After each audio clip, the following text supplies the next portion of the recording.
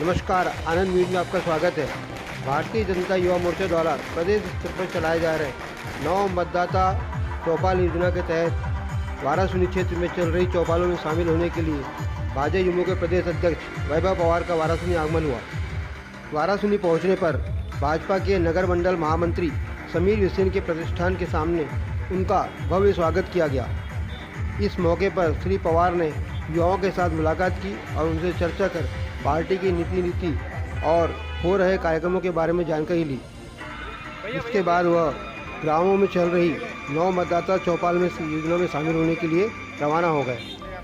श्री पवार ने वाराणसी क्षेत्र के 4 ग्रामों में जाकर के 9 चौपाल कार्यक्रमों में भाग लिया, जहां उन्होंने नए मतदाताओं को भाजपा से जुड़ने और भाजपा की नीति के बारे में बताया।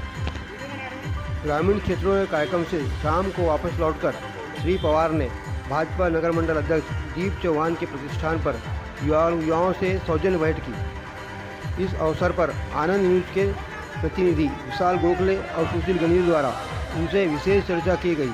इस चर्चा के दौरान उन्होंने भाजपा युमो द्वारा चलाए जा रहे विभिन्न कार्यक्रमों की जानकारी दी।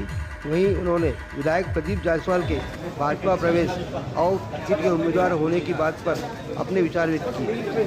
उन्होंने कहा कि पार्टी नेतृत्व क्षेत्र के कार्यकर्ताओं की भावनाओं और पार्टी हित में ही निर्णय लेगा।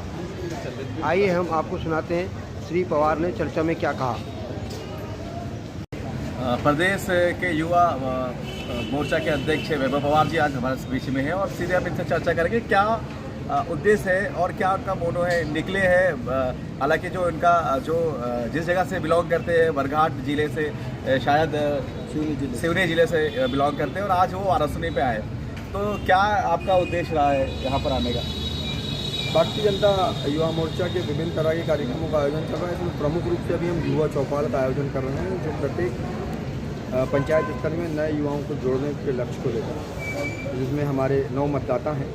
जो 9 मतदाता इस बार पहली बार या दूसरी बार मतदान करेंगे, ऐसे युवाओं को चिन्हित करके उनके लिए 9 मतदाता युवा चौपाल का आयोजन का कार्यक्रम चल रहा है। उसी निमित्त मेरा आज वाराणसी आना हुआ। वाराणसी में अलग अलग स्थानों में युवा चौपालों का आयोजन हुआ, 3 से 4 स्थानों में मेरा जाना हुआ।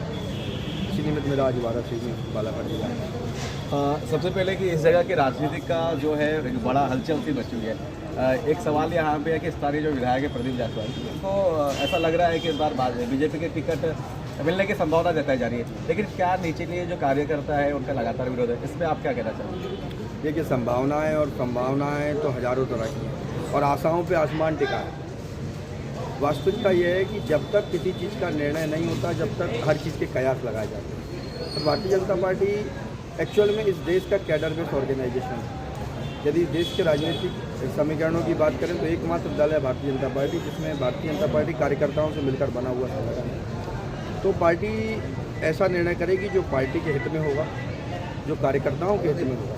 नहीं, लगभग ऐसा बताया जा रहा है कि संभावित जो है टिकट मिलने की संभावना ज़्यादा, क्योंकि देखा गया कि कई बार मुख्यमंत्री जी से मिलना होता है इसका, और लगभग जब भी यहाँ पर मौजूद होते हैं तो वो कहीं ना कहीं प्रकार से उनके साथ रहते हैं, तो इसमें संभावना उनकी बताई जा रही है। लेकिन इस तरह जो कार्यकर्ता के बारे में मैं पूछूँ, क्या आपका क्या उसमें क्या कार्यकर्ताओं की जो आवाज़ है या स्थानीय जो प्रदेश स्तर की जो टिकट देने की परंपरा है, क्या फिर अगर उनको मिल जाती टिकट तब फिर आप क्या उनको आप एग्री रहेंगे उसमें? कार्यकर्ताओं की बात करें तो कार्यकर्ता भारतीय जनता पार्टी में सर्वोपरि है। मैं भी कार्यकर्ता हूँ और भारतीय जनता पार्टी के सर्वोच्च पद पर बैठा व्यक्ति भी कार्यकर्ता। जहाँ तक कि विषय है टिकट का, तो टिकट भी शीर्ष नेतृत्व हमारी इलेक्शन की जो कमेटी है, दिल्ली से निर्णय होता है, उसमें भोपाल की सहमति होती है, लेकिन एक बड़ा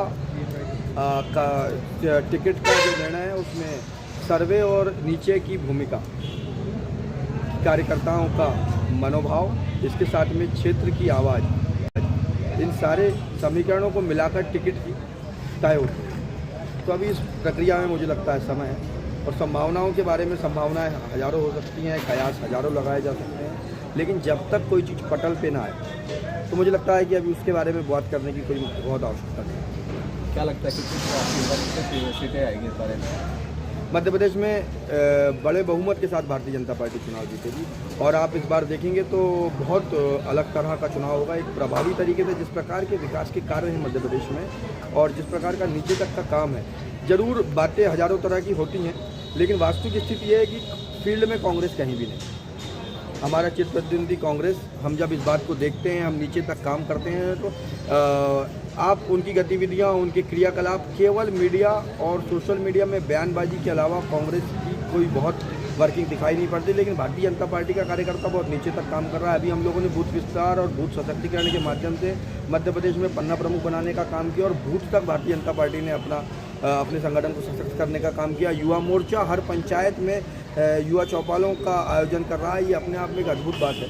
इस तरह के आयोजन, इस तरह के कार्यक्रम करने की प्रवृत्ति केवल भारतीय जनता पार्टी की है और इसके साथ साथ ये संगठन के कार्य, संगठन की गतिविधियां तो हमको जीत की तरफ आगे बढ़ाएंगी, लेकिन उससे भी अधिक मुझे प्रतीत होता है जिस प्रकार का हमारा नेतृत्व है और नेतृत्व की जो हमारी कार्यशैली है, खासकर सभी वर्गों को साथ में लेकर सभी के विकास के लिए बात करना। और मध्य प्रदेश जिस प्रकार से लगातार विकास के नए रास्तों पर आगे बढ़ा है, अभी भी हम युवाओं के रोजगार के अवसर की बात करें तो युवाओं के लिए लगातार रोजगार के अवसर मुहैया हुए हैं। अभी भी 22,000 नई नियुक्तियाँ आदरणीय मुख्यमंत्री जी ने घोषित की हैं। आदरणीय प्रधानमंत्री जी के ऊपर आम जनमानस का बहुत विश्वास है।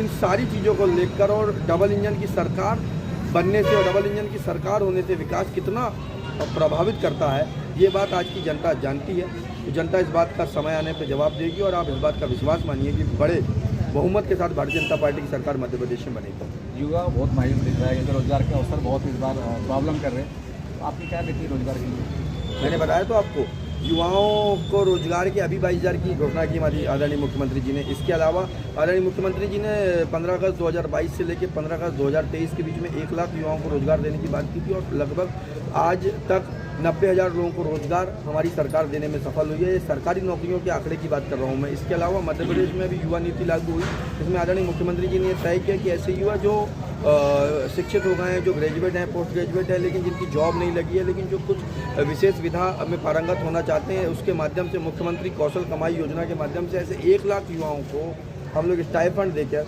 ताकि वो किसी एक विशेष सरकारी नौकरियों के आंकड़े की बात कर रहा हूँ मैं। इसके अलावा मध्य प्रदेश में भी युवा नीति लागू हुई, इसमें आदरणीय मुख्यमंत्री जी ने तय किया कि ऐसे युवा जो शिक्षित हो गए हैं, जो ग्रेजुएट हैं, पोस्ट ग्रेजुएट हैं, लेकिन जिनकी जॉब नहीं लगी है, लेकिन जो कुछ विशेष विधा में पारंगत होना चाहते हैं, उसके माध्यम से मुख्यमंत्री कौशल कमाई योजना के माध्यम से ऐसे 1 लाख युवाओं को हम लोग स्टाइपेंड देकर, ताकि वो किसी एक विशेष विधा को काम को सीख सकें और उस काम को सीखने के लिए भी उन्हें 8,000 रुपये का स्टाइपेंड देने का काम सरकार करेगी और यदि उनकी संख्या 1 लाख से ज़्यादा होगी तो उनको भी अवसर देने का काम करेंगे। तो इस प्रकार की अनेकों योजनाएं जिनमें युवाओं को रोजगार के अवसर मुहैया कराने की बात हो, चाहे मुख्यमंत्री योजना के माध्यम से बहुत सारे युवाओं को ऋण की बात, कुछ जगह समस्याएं आती हैं, लेकिन कुछ लोगों को इस माध्यम से ऋण मिले और उन लोगों ने अपने अच्छे व्यवसाय खड़े करे। स्टार्टअप की दिशा में मध्य प्रदेश लगातार आगे बढ़ा है। इंदौर स्टार्टअप का हब बनकर उभरा है। बहुत सारे नए युवा जो व्यावसायिक क्षेत्र में आगे बढ़े हैं, ऐसे अनेकों उदाहरण इस मध्य प्रदेश में, और मध्य प्रदेश विकास के नए रास्तों पर आगे बढ़ा है और साथ साथ युवाओं के लिए रोजगार के अवसर भी उपलब्ध हुए हैं। तो ऐसी कोई स्थिति नहीं है जैसे ही कि मायूसी जैसा कोई मापदंड नहीं दिखाई देता मुझे। आज वर्तमान सरकार से मध्य प्रदेश का युवा खुश है। तो देखिए, आपने तो सुना है वैभव पवार जी हमारे साथ थे और आप बताएंगे किस प्रकार से युवा के क्या नेतृत्व करते हैं मध्य प्रदेश में और क्या बात है इनके लिए। तो ये आपने सुना कैमरामैन विशाल के साथ।